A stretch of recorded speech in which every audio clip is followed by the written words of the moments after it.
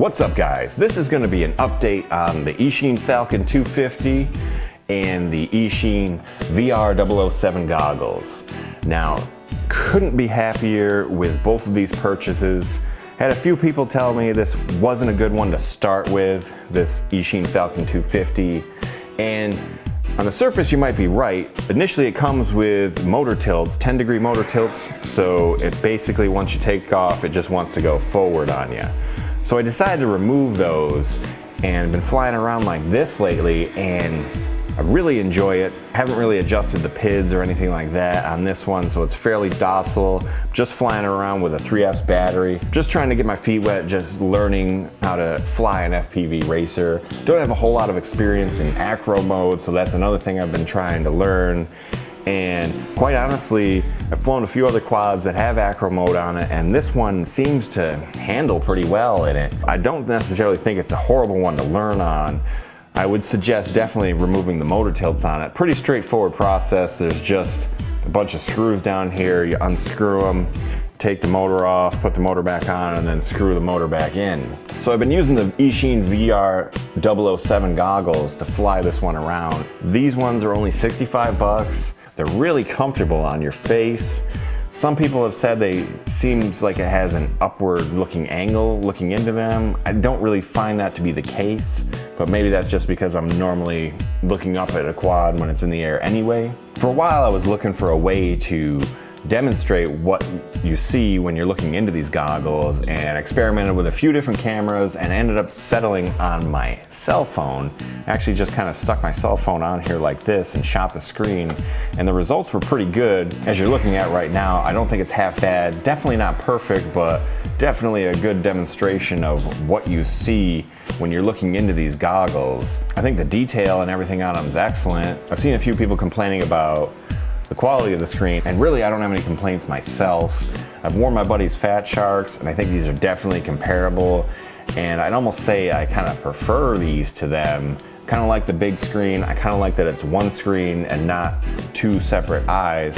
I almost feel like when I'm looking in the Fat Sharks, I can kind of see both screens that are separate and they don't really look like one screen to me, but maybe that's because I'm kind of used to this one. I don't have a whole lot of experience with the Fat Sharks, so I'm not going to claim to be an expert on that, but initially kind of preferring these for now anyway. One thing I will do eventually is replace the antenna on this, get more of a clover antenna like this one, but for now I've been flying around with the stock antenna, and the signal strength from the quad back to the goggles has been excellent.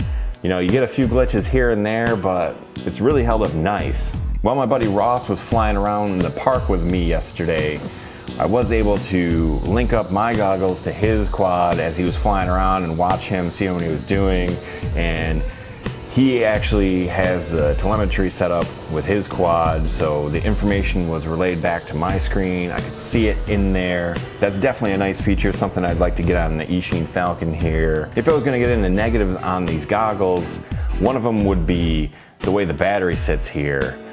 Kind of hard to get it in there tight. I would have liked to have seen some sort of bottom to the mount here. I know some people have Velcroed them on the front. I don't really want to do that because I kind of like the way the front looks. I may, stick some Velcro on the battery and put some Velcro inside here or something like that. That would be one of my only complaints. The auto scan feature on here works very well. I find that I usually just manually punch the channels through, but the scan feature does work. I have used it, so no real complaints there. One thing I didn't demonstrate in the unboxing video is the menu system here. So if you hit the menu button, you're gonna get a brightness. You can adjust that, contrast, saturation, and your language, mode. So you can either go 4:3 or 16:9. It's just basically stretching the picture. There's a reset button. So not the most detailed menu, but not bad. You can definitely adjust the features to your liking, so that's pretty cool. So that's all I'm gonna have today with the update on the Eachine VR007 Goggles and the Eachine Falcon 250. Hope you guys enjoyed this video. If you did, please be sure to give me a thumbs up down below. If you have any questions, hit me up in the comments below.